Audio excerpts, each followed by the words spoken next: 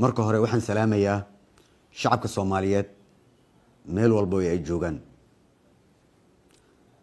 walaalayaal salaan kadib waxaan rabaa in shacabka Soomaaliyeed la wadaago in talaabooyinkii uu qaaday madaxweynihii hore Maxamed Cabdullaahi Farmaajo ay yihiin isku day bareer ah oo lagu afgaminayo dowladnimada, dastuurka iyo sharciyada dalka u taala.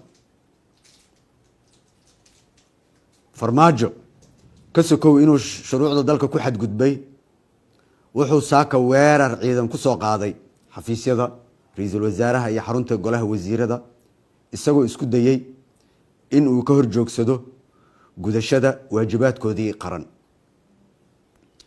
ujeedada uu ka leeyahay talaabooyinkan guracan ee sharciga baalmarsan waa in uu ku carqaladeeyo doorashada dalka ka socota si uu xafiiska ugu sii joogo si sharci darro ah, si lamid ah isku daygii fashilmay ee bishii Abriil ee dalka lagu dumin rabay.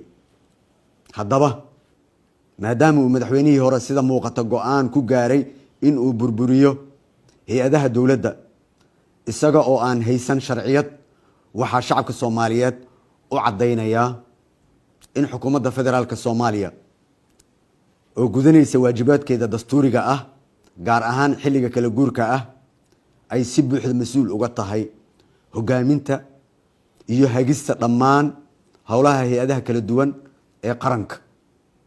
sidaa darteed waxaan farayaa dhammaan ciidamada qalabka sida in ay si toos ah uga amar qaataan xukuumadda xafiiska ra'iisul wasaaraha.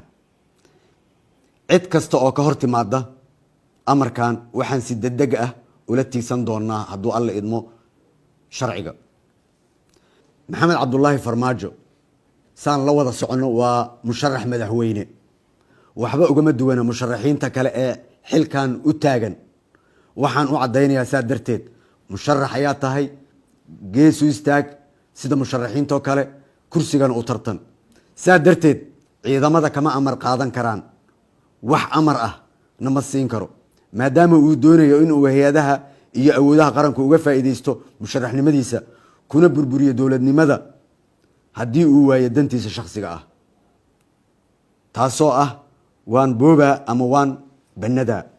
caqliga ha shaqeeyo Soomaaliyeed, ama saan rabo ha lee yeelo ama dalkan burburina iyadana ma shaqeynayso.